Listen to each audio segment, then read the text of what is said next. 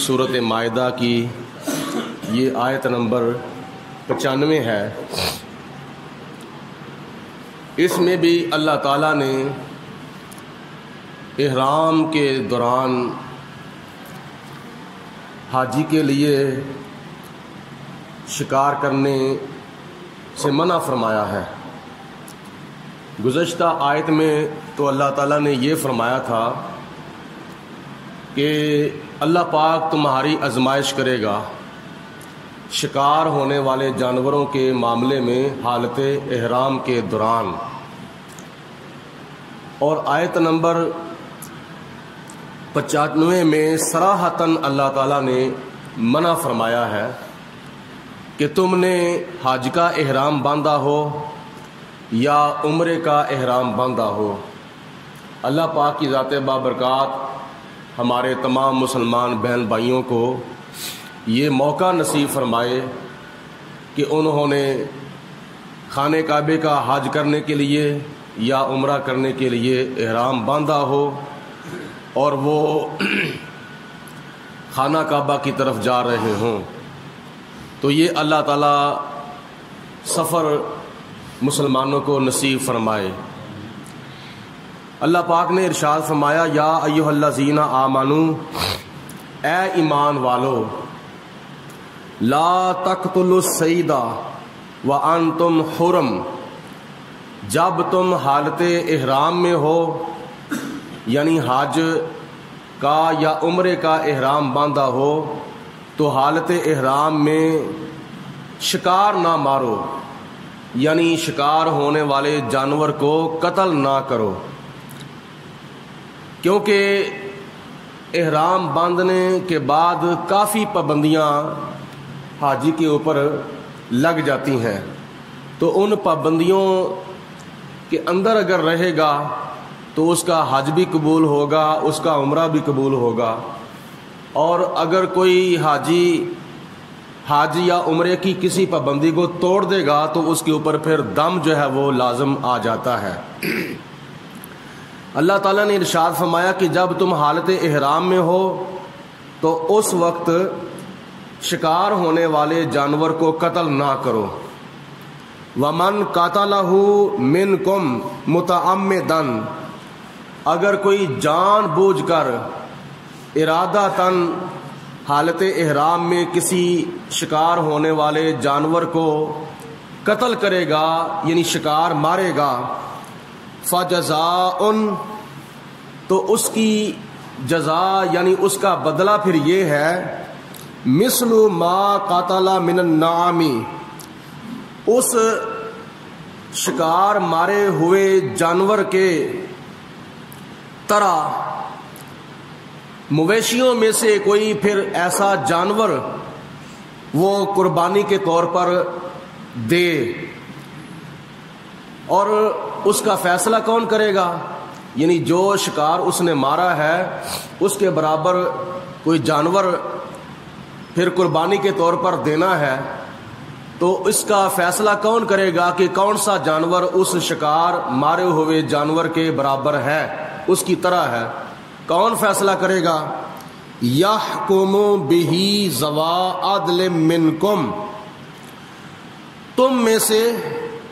کوئی دو آدمی جو سکہ ہوں اور منصف مزاج ہوں وہ فیصلہ کریں گے کہ یہ فلاں جانور جو ہے اس کی قیمت کے برابر بنتا ہے۔ ہدیم بالغ الکعبۃ، اور یہ جانور ہدی ہو، یعنی اس کو پھر حرم شریف میں خانہ کعبہ کے سامنے جا کر اس جانور کو ذبح کیا جائے گا، اور ذبح کر کے پھر وہاں غریبوں کو فقیروں کو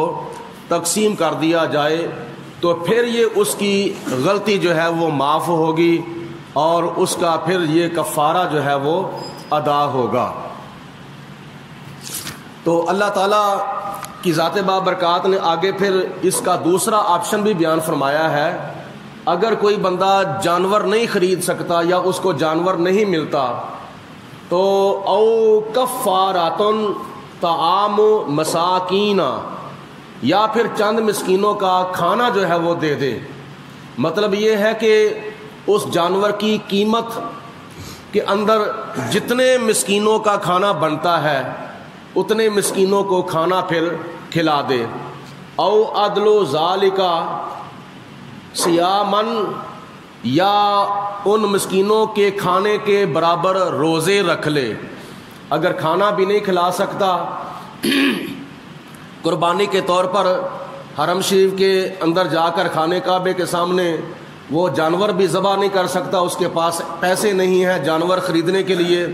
یا مسکینوں کو کھانا کھلانے کے لیے اس کے پاس پیسے نہیں ہیں، تو پھر اللہ فرماتا ہے جتنے مسکینوں کا کھانا اس جانور کی قیمت کے اندر بنتا ہے پھر وہ اتنے روزے رکھے۔ روزوں کا مطلب یہ ہے کہ روزے 20 بھی ہو سکتے ہیں، روزے 25 بھی ہو سکتے ہیں، روزے 30 بھی ہو سکتے ہیں، روزے 60 بھی ہو سکتے ہیں۔ مثال کے طور پر اگر کسی نے شکار مارا ہے، وہ جانور جس کی قیمت تقریباً 8,500 روپیہ بنتی ہے، 8 یا 8,500، اس سے زیادہ بھی ہو سکتا ہے، کم بھی ہو سکتا ہے، یعنی اگلے آنے والے سال کے اندر جانوروں کی قیمت زیادہ بھی ہو سکتی ہے یا اس سے کم بھی ہو سکتا ہے۔ میں ایک مثال دے رہا ہوں، مثال کے طور پر اس حالت احرام کے اندر حاجی نے جو شکار مارا ہے اس کی قیمت بنتی ہے تقریباً 8,500 روپیہ،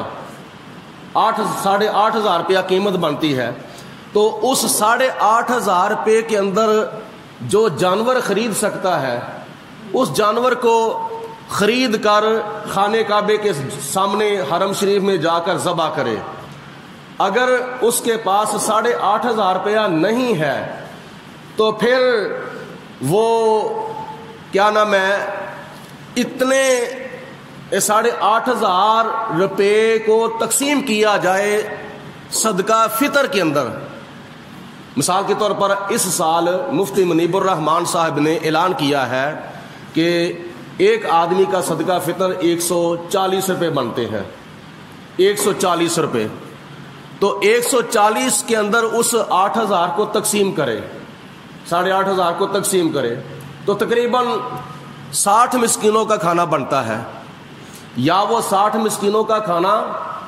کھلا دے، یعنی اتنی قیمت کے اندر، یا اس جانور کی قیمت زیادہ بھی ہو سکتی ہے کم بھی ہو سکتی ہے، میں ایک اندازہ پیش کر رہا ہوں، یا پھر جتنے فطرے بنتے ہیں اتنے روزے رکھے، تو کیا نام ہے 60 روزے بنتے ہیں، 60 روزے رکھ لے گا تو پھر یہ اس کی غلطی کا کفارہ جو ہے وہ ادا ہوگا۔ کون سی غلطی؟ جو اس نے حالت احرام کے اندر خشکی کا شکار کیا ہے۔ اور یہ بھی مسئلہ یاد رکھیں، عمرہ کرنے والے حاجی کے لیے یا حج کرنے والے حاجی کے لیے حالت احرام کے اندر جو کیا نام ہے اس نے شکار مارا ہے یہ اس کی غلطی کا کفارہ ہے۔ تو اللہ پاک کی ذات بابرکات ہمیں توفیق دے، ہم حج بھی کریں عمرہ بھی کریں تو ایسی غلطیوں سے اللہ تعالی ہمیں بچنے کی توفیق عطا فرمائے۔ آگے اللہ تعالیٰ فرماتا ہے اف اللہ ما سلف، یہ آیت مبارکہ نازل ہونے سے پہلے، یہ حکم آنے سے پہلے جو گزر چکا ہو اللہ تعالیٰ وہ معاف فرمانے والا ہے، اللہ تعالیٰ اس کے اوپر پکڑ نہیں فرمائے گا، گرفت نہیں فرمائے گا۔ ومن عادا، اب جو کوئی اس طرح کی غلطی کرے گا، یہ حکم آنے کے بعد، یہ آیت نازل ہونے کے بعد اگر کوئی اب غلطی کرے گا اس طرح کی، یعنی حالت احرام کے اندر اگر کوئی شکار مارے گا تو اللہ فرماتا ہے فَيَنْتَقِمُ اللَّهُ مِنْهُ، اللہ تعالیٰ اس سے بدلہ لینے والا ہے، اللہ اس سے انتقام لینے والا ہے۔ وَاللَّهُ عَزِيزٌ ذو انتقام، اور اللہ تعالیٰ غالب ہے، بدلہ لینے والا، غالب ہے، انتقام لینے والا۔ اس آیت مبارکہ کے اندر اللہ تعالیٰ نے فرمایا ہے حاجی کے لیے حالت احرام کے اندر خشکی کا شکار مارنا حرام ہے، اور اگلی آیت کے اندر اللہ تعالیٰ نے ارشاد فرمایا ایک خشکی کا جانور ہوتا ہے وہ تو حرام ہے، اور ایک تری کا جانور ہوتا ہے یعنی سمندری شکار، اللہ پاک نے اس کے بارے میں ارشاد فرمایا ہے احل لکم صید البحر، تمہارے لیے حلال کیا گیا ہے سمندر کا شکار کرنا حالت احرام میں، حالت احرام میں تمہارے لیے تری کا شکار کرنا، سمندر کا شکار کرنا تمہارے لیے حلال کیا گیا ہے۔ اللہ پاک نصیب کرے حالت احرام کے اندر بندہ بحری جہاز کے اوپر بیٹھا ہوا ہو، سمندر کا سفر کر رہا ہو اور اس کو موقع مل گیا ہے مچھلی پکڑنے کا، یعنی یہ دریا کا سمندر کا شکار ہے، اس کو مچھلی پکڑنے کا موقع مل گیا ہے، تو اللہ تعالیٰ نے فرمایا کہ یہ تمہارے لیے حلال ہے۔ خشکی کا شکار کرنا حالت احرام میں حرام ہے، اور حالت احرام کے اندر دریا کا سمندر کا شکار کرنا تمہارے لیے حلال کیا گیا ہے۔ وَطَعَامُهُ، اور اس کا کھانا بھی تمہارے لیے حلال کیا گیا ہے۔ مَتَاعًا لَکُمْ، یہ تمہارے لیے بھی فائدہ ہے، وَلِلسَّيَّارَاتِ، اور دیگر مسافروں کے لیے بھی یہ فائدہ ہے، یعنی حاجیوں کے لیے بھی فائدہ ہے اور دوسرے مسافروں کے لیے بھی یہ فائدہ ہے کہ حالت احرام کے اندر حاجی کے لیے یا غیر محرم کے لیے سمندر کا شکار کرنا حلال ہے اور اس کا کھانا بھی حلال ہے۔ وَحُرِّمَ عَلَيْكُمْ، اور تمہارے اوپر حرام کیا گیا ہے صید البر، خشکی کا شکار کرنا، ما دمتم حرما، جب تم حالت احرام میں ہو۔ واتقوا اللہ، اور اللہ تبارک و تعالی سے ڈرتے رہو، الذی، وہ خدا کی ذات بابرکات ہے،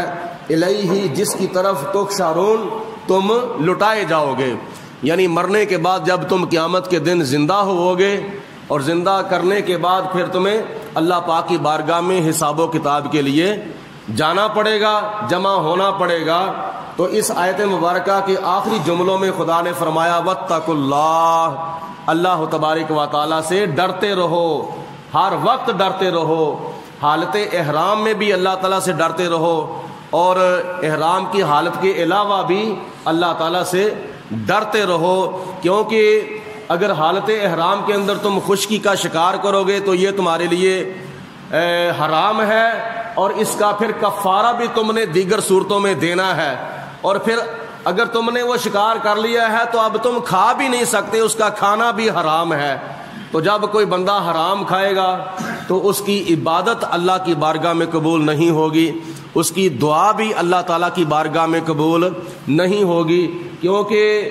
حلال کے لقمے کا عبادت الہی کے قبولیت کے اندر بڑا عمل دخل ہے۔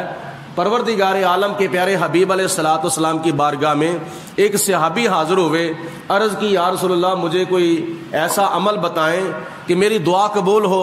آج ہمارا بھی دل یہی چاہتا ہے ہماری دعا قبول ہو، اور بڑے بڑے اللہ تعالیٰ نے ایسے موقع عطا فرمائے ہیں جن موقعوں کے اندر بندہ خدا کی بارگاہ میں دعا مانگتا ہے تو اللہ تعالیٰ قبول فرماتا ہے، اور فرض نماز کے بعد بھی دعا قبول ہوتی ہے، تلاوت قرآن کے بعد بھی دعا قبول ہوتی ہے، اور کوئی بندہ نیکی کرتا ہے، نیکی کرنے کے بعد اگر بندہ دعا کرتا ہے تو وہ دعا اللہ تبارک و تعالیٰ کی بارگاہ میں قبول ہوتی ہے۔ تو حضور علیہ الصلوۃ والسلام کی بارگاہ میں اس صحابی نے عرض کی یا رسول اللہ مجھے کوئی ایسا عمل بتائیں میں وہ عمل کروں تو اللہ تعالیٰ مجھے مستجاب الدعوات بنا دے۔ تو نبی پاک علیہ السلام نے فرمایا کہ تم اپنے اوپر لقمہ حلال کو لازم کر لو اور لقمہ حرام سے بچو۔ جب تم اپنے اوپر لقمہ حلال واجب کر لو گے، لازم کر لو گے، تو پھر خدا تمہاری دعا قبول فرمائے گا۔ اور پھر دعا کی قبولیت کی ایک شرط اور بھی ہے۔ حضرت سیدنا عمر فاروق رضی اللہ تعالی عنہ روایت کرتے ہیں کہ نبی کریم رؤوف الرحیم صاحب خلق عظیم حضرت محمد مصطفیٰ صلی اللہ علیہ وسلم نے ارشاد فرمایا دعا اتنی دیر تک قبول نہیں ہوتی، زمین و آسمان کے درمیان دعا معلق رہتی ہے جتنی دیر تک اس دعا کے شروع میں درود شریف نہ پڑھا جائے اور آخر میں درود شریف نہ پڑھا جائے۔ جب دعا کے شروع میں اور آخر میں درود پاک پڑھا جائے گا تو یہ دعا اللہ پاک کی بارگاہ میں قبول ہو جائے۔